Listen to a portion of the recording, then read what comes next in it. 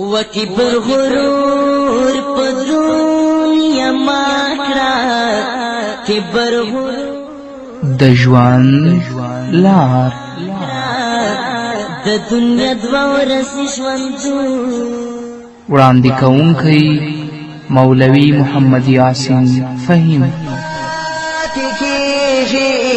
پانی دنیا د ژوند لار دنیا باندې نازونا وچی گنہگار تمار گیراشی وچی گنہگار تمار گیراشی پر پیدویشی جتار تولا دمنا. بسم الله الرحمن الرحيم. الحمد لله رب العالمين حمد الشاكرين، الصلاة والسلام على سيد الأنبياء والمرسلين سيدنا ونبينا وشفيعنا ومولانا محمد وعلى آله وأصحابه الطيبين الطاهرين. قدرمنو اوریدونکو د ژوند د لارې د خپرونې مینوالو په سلامونو او نیکو هیلو مو هرکلی کوم. ستاسو روغتیا او خوشحالي د پاک رب نه غواړم. دا دی زه محمد یاسین فهیم د ژوند د لارې د خپرونې په وړاندې کولو کې ستاسې په خدمت کې یم، په دې هیله چې دا خپرونه ستاسو د پام وړ وځي. قدرمنو اوریدونکو، زموږ د نننۍ خپرونې موضوع ځانګړې شوې د حضرت موسی علیه السلام په هکله چې د موسی علیه السلام ژوند څنګه و او د فرعون په مقابل کې حضرت موسی علیه السلام څنګه مبارزه او مقابله وکړه.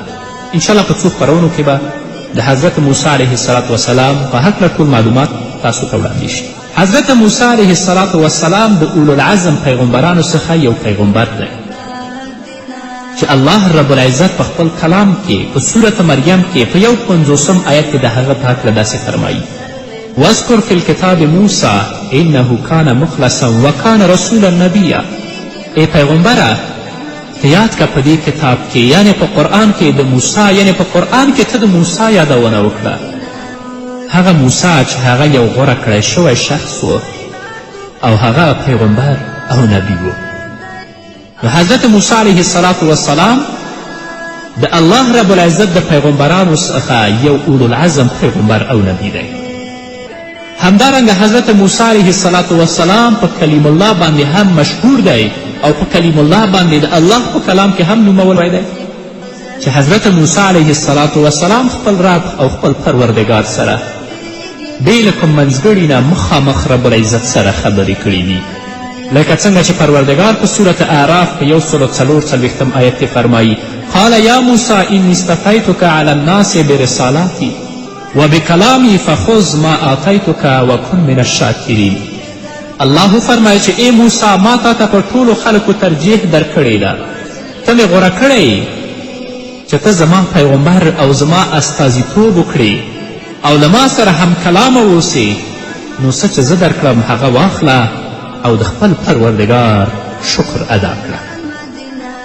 نو حضرت موسی علیه السلام د عمران زوی دی چې د حضرت موسی علیه السلام د نسب لړۍ په یعقوب بن اسحاق بن ابراهیم علیهم السلام باندې تمامیږي او هغوی نسب رسیږي. او حضرت هارون علیه السلام د حضرت موسی علیه السلام د مرستې لپاره الله مبعوث کړی و او د حضرت هارون علیه السلام بعثت هم د موسی د دعا په پایله کې منځته راغلی چې انشاءالله په دې باندې به هم وغږیږي. په مخکې خپرونو کې د یوسف علیه السلام د کیسې د بیانولو په ترڅ کې مو دا یادونه وکړه چې بني اسرائیل په مصر کې د یوسف علیه السلام په زمانه کې میشت شول. مخکې د هغه نه نول په مصر کې د حضرت یوسف علیه السلام په زمانه کې دوی په مصر کې میشت شول. کله چې د حضرت یوسف علیه السلام د کورنۍ ټول غړي مصر ته راغلل، له هماغه وخته بني اسرائیل په مصر کې استوګن شول او د زمانې په تیرېدو سره د حکومت واک د دوی لاسته ورننوت او بالاخره دا 18 کورنۍ ته ورسید. د بني اسرائیلو لومړنی پاچا هغه احمس و. کله چې قدرت د دې کورنۍ دویم رامسیس یعنې فرعون ته ورسېده، د مصر د ټولو قبطي پاچاهانو لقب فرعون و، لکه څنګه چې د کسرا د فارس د پاچاهانو د کسرا د فارس د پاچاهانو لقب و او قیصر د روم د پاچاهانو لقب و. نو د قبطیانو د پاچاهانو لقب چې و هغه به فرعون و. نو چې کله فرعون واک ته ورسید هغه ولیدل چې د بني اسرائیلو شمیر ورځ په ورځ مخ په ډېرېدو دی. نو فرعون له دې نه ویرېده چې د مصر د دښمنانو سره د مرستې لاس وروږد نه کړي، چې قبطیان به البته دوی مغلوبه ګرځوي او بني اسرائیل به غالب شي، او موسی علیه السلام هم د بني اسرائیلو له قبیلې و. نو فرعون د دوی بوډاګان یې په ډېرو سختو بېګاریو وګمارل تر څو قدرت یې له منځه ولاړ شي، او دوی یې په بېلابېلو ډلو باندې وویشل چې په خپل منځ کې البته وویشل بیل بیل یې کړل. او همدارنګه په هغې زمانه کې چې کم کاهنان، نجومیان یا جادوګران ول، هغو فرعون ته خبر ورکړی چې د ملک زوال دی د هغه شخص په لاس سرته رسي چې د بني اسرائیلو په منځ کې هغه دنیا ته راځي. فرعون دا خوب هم لیدلی و، او کاهنانو، نجومیانو، هغه معبرانو دا هم ورته ویلي و چې د ملک زوال دی د هغه شخص په لاس سرته رسي چې د بني اسرائیلو په منځ کې هغه دنیا ته راځي. نو له دې مخې فرعون امر صادر کړه چې بني اسرائیلو هغه زیږول شوي ماشومان هلکان ټول ووژني، حتی چې په یو ورځ کې 12,000 ماشومان دې لعین په قتل باندې رسولي ول. لکه د الله کلام موږ ته په دې هکله داسې فرمایي انشاءالله سورة قصص په 53 آیت کې. 53 آیت دی که 3 نه تر 5 پورې دی. الله داسې وایي نتلو علیک من نبأ موسی و فرعون، نتلو عليك من نبأ موسى وفرعون بالحق لقوم يؤمنون إن فرعون علا في الأرض وجعل أهلها شيعا يستضعف طائفة منهم يذبح أبناءهم ويستحيي نساءهم إنه كان من المفسدين ونريد أن نمن على الذين استضعفوا في الأرض ونجعلهم أئمة ونجعلهم الوارثين. الله رب العزت فرمای چې موږ د موسی علیه السلام او د فرعون یو څه حال په صحیح توګه باندې تا ته اورو، او د داسې خلکو دپاره چې ایمان یې راوړی هغو ته د ګټې سبب هم ګرځېدلی شي. او دا اورول په حقه توګه دی لقوم یؤمنون، هغه قوم دپاره چې ایمان یې راوړی. او الله فرمایي خبره دا ده چې فرعون په ځمکه کې سرکشي وکړه او د هغې اوسیدونکي یې په ډلو ډلو باندې وویشل. له هغو څخه یوه ډله یې ذلیله کوله چې هغه بوډاګان ول، د هغوی هلکان یې وژل او د هغو نجونې یې ژوندۍ پرېښودلې چې هغه به یې خپل وینځې جوړولې. په واقع کې هغه له فساد کوونکو څخه و، یعنې فرعون. او الله فرمایي چې دا موږ دا اراده درلودله چې پر هغو خلکو مهرباني وکړو چې په ځمکه کې ذلیل ګرځول شوي چې بني اسرائیل دي، او هغوی رهبران وګرځوو او هماغوی وارثان د ځمکې هم وګرځوو. نو حضرت موسی علیه السلام د ستر سرغړونکي فرعون د پاچاهي په زمانه کې دنیا ته سترګې وغړولې. او مخکې د دې نه فرعون چې کوم ماشومان به په بني اسرائیلو کې پیدا کېدل هغه به ډېر په بېرحمي سره په قتل رسول. نو په دغه زمانه کې حضرت موسی علیه السلام هم دنیا ته سترګې وغړولې، او څو میاشتې حضرت موسی علیه السلام د خپل مور په غیږ کې تېرې کړې. کله چې د حضرت موسی علیه السلام مور له دې نه وویرېده چې راز یې لوڅ نشي او څوک خبر نشي چې زما په کورنۍ کې ماشوم دنیا ته سترګې غړولې دي، نو په دې وخت کې الله رب العزت هغې ته الهام وکړه چې هغه بې له کومې ویرې او خطرې نه په یو صندوق کې کیږدي او په سیند کې لاهو کړي. د موسی علیه السلام مور ته الله دا الهام کړی چې بې له کومې ویرې نه موسی علیه السلام په صندوق کې واچوه او په سیند کې لاهو کړي. خو د موسی ساتنه چا کوله؟ الله رب العزت کوله. او الله د موسی علیه السلام مور ته دا ویلي و چې تو خوا په سیند کې لاهو که او د ډېر لږ ځنډ وروسته به بیرته هغه تا ته راولو. او موسی علیه السلام به د پیغمبرانو په ډله کې هم شامل کړو. د الله وعده حق ده، څنګه چې الله د موسی مور ته ویلي و دغسې شو. نو کله چې د موسی علیه السلام مور هغه صندوق او هغه تابوت چې په هغه کې موسی علیه السلام پروت و په سیند کې لاهو کړه، اوبو د فرعون د ماڼۍ په لور هغه صندوق یې وړه. د فرعون د کور دننه اوبه روانې وې. نو حضرت موسی علیه السلام چې په هغه صندوق کې ایښودل شوی و د فرعون کور ته ننوت. د موسی علیه السلام خور ورپسې ګوري چې دا چیرته ځي. هغه محبت چې د خویندو وروڼو سره دی هغه تاسو ټولو ته معلوم دی. د موسی علیه السلام د خور د سترګو نه اوښکې څاڅي او خپل ورور پسې ګوري چې د ورور صندوق یې چېرته ځي، د هغه په فراق باندې جان، خو د هغه صندوق د فرعون کور ته وځي. کله چې هلته د موسی علیه السلام صندوق ورسېده نو د فرعون خدمتګارانو هغه صندوق ونیوه. چې کله د صندوق سر خلاص کړه ګوري چې پکې ماشوم دی، نو د فرعون د میرمنې سترګې د بیبي عاصیې په موسی علیه السلام ولګېدې. الله رب العزت د موسی علیه السلام مینه د هغې په زړه کې واچوله. تاسې د رب ساتنې ته ګورئ اوس. د فرعون میرمن په دې باندې پوهېدله چې فرعون به دا ماشوم هم د بني اسرائیلو د نورو ماشومانو په څېر ووژني.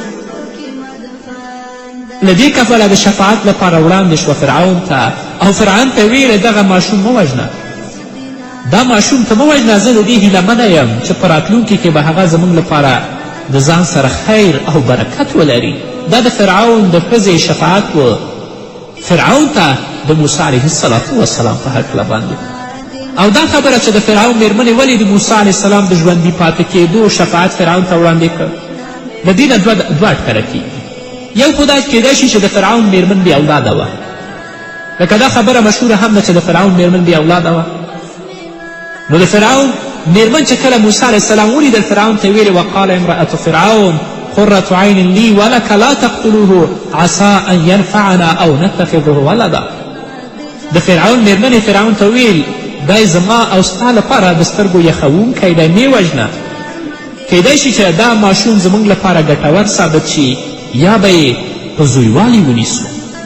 نو د فرعون میرمن اولاد نه درلوده، ځکه فرعون ته یې دا شفاعت کوه چې ته موسی علیه السلام ووژنه.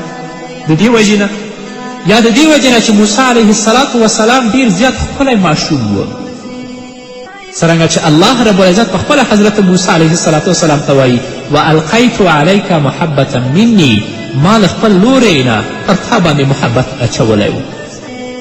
الله رب العزت موسی ته وایي چې تا ته مو داسې جزا به ښکلا درکړې وه چې لیدونکي به بې اختیاره پر تا باندې مین شول او په تا باندې به مینه راتله.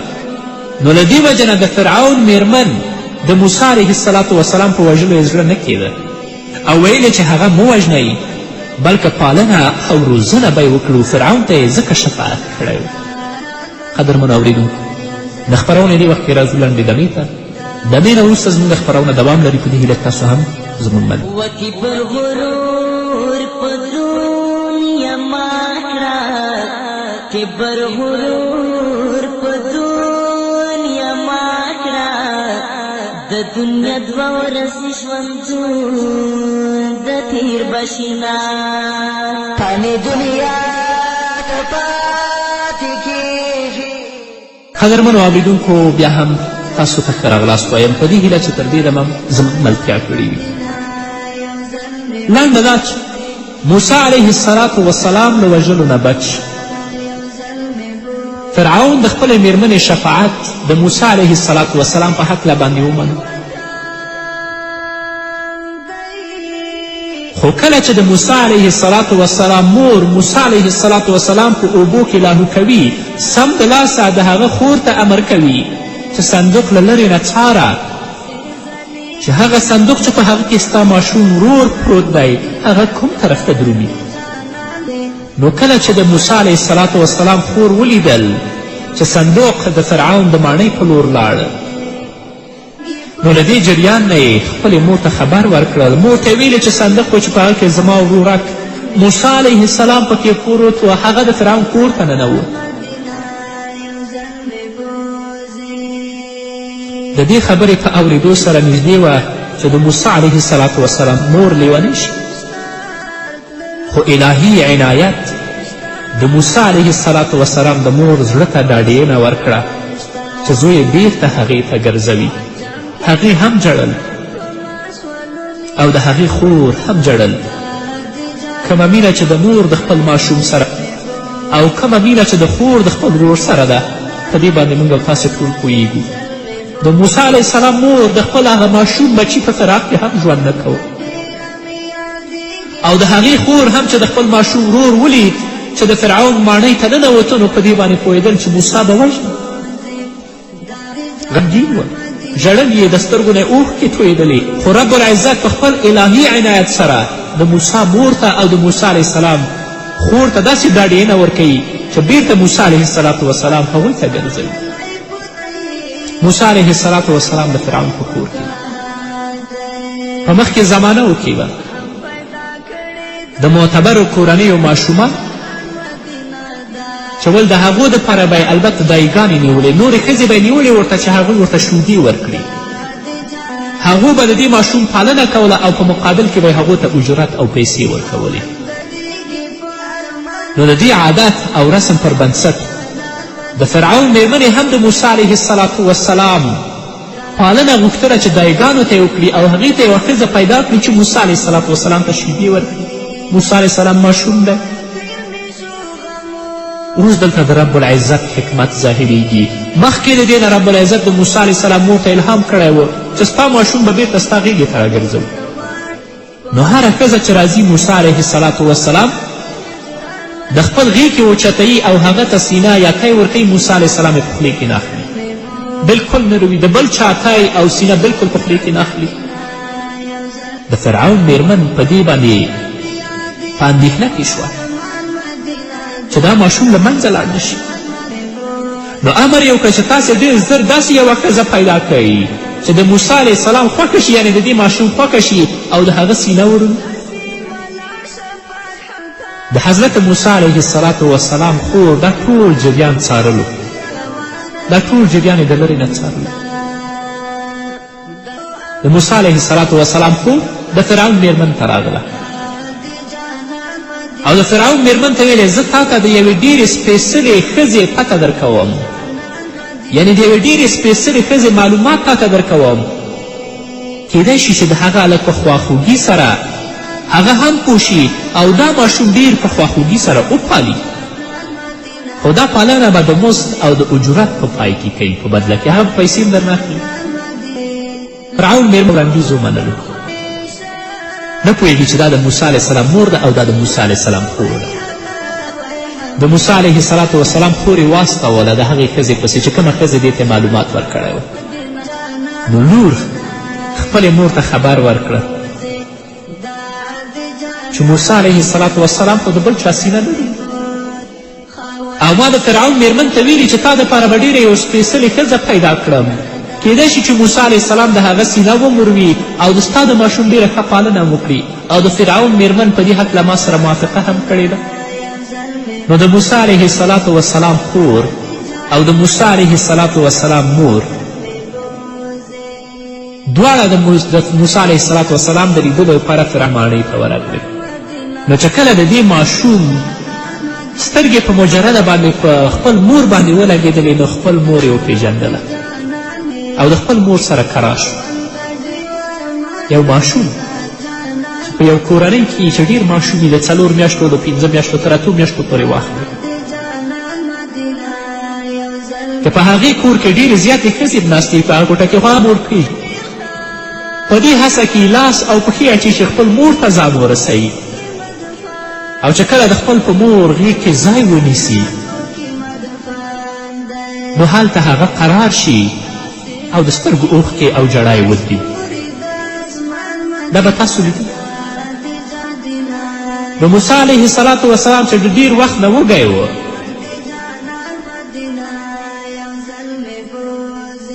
او د یوې ښځې سینه یې هم نه رودله، کله چې د خپل مور ولیدله نو د مور په لیدلو سره د خپل مور یې وپېژندله چې کله مور هغه په غېږ کې واخیسته د مور ته یې وروده او هلته قرار شو. نو د موسی علیه السلام مور چې کله دا حالت ولیده چې رب العزت د هغه زوی بیرته د هغې غېږې ته ورسوه، نو هغه یقین وکړه چې د الله رب العزت وعده حق. هغه ماشوم د خپل ماشوم مینه د هغه په زړه کې پرته وه او د موسی علیه السلام فراق هغه ډېره دردوله، د هغه خور هم سخته دردوله، خو الهي عنایت هغوی سره مل و. رب العزت هغوی سره دا وعده کړې وه چې بیرته به موسی ستا غېږې ته راولم تاسې د رب العزت حکمت ته وګورئ، د رب العزت قدرت ته وګورئ چې په فرعون په کور کې موسی ژوند کوي او د موسی علیه السلام مور په خپله راځي پیژني نه څوک، د پیسو په مقابل کې د موسی علیه السلام پالنه کوي. دا هغه د پروردګار حکمتونه دي چې د خپلو بندګانو ته د خپل د قدرت نښې او نښانې ښیي. خو هغه څوک چې د الله په وحدانیت باندې معتقد وي، مؤمن وي، هغه د دې نه پند اخیستلی شي، او هغه څوک چې په غفلت کې ژوند کوي هغه اصلا په څه نه پوهیږي. الله رب العزت دې د هغو میندو په حال باندې ورحمیږي چې د هغو ماشومان نشته او د ماشوم په هیله کې ژوند کوي، یا یې شته دی چې وفات شوي دي، ورک دي پرې. الله رب العزت دې په هغو ټولو باندې رحم وکړي، لکه څنګه چې موسی مور د موسی په فراق کې ژوند کوه او الله رب العزت هغه بیرته د هغه غیږ ته وروست. قدرمنو اورېدونکو، دا وه زموږ نننۍ خپرونه چې ستاسو درانه حضور ته وړاندې کړه. په بلې خپرونه کې به انشاءالله بیا هم د موسی علیه السلام په هکله غږیږو چې موسی علیه السلام د بني اسرائیلو په ملاتړ کې اوچتیږي. په دې هیله چې تاسو هم زموږ ملتیا وکړئ. نو دا وه زموږ نننۍ خپرونه چې ستاسو درانه حضور ته وړاندې کړه. تر بلې خپرونې پورې چې زه بیا هم ستاسو درانه حضور ته راځم، تاسو ټول ته پاک رب سپارم. پاتې ژوند او پاتې ورځ نیکمرغه. پاک الله مو مل شه.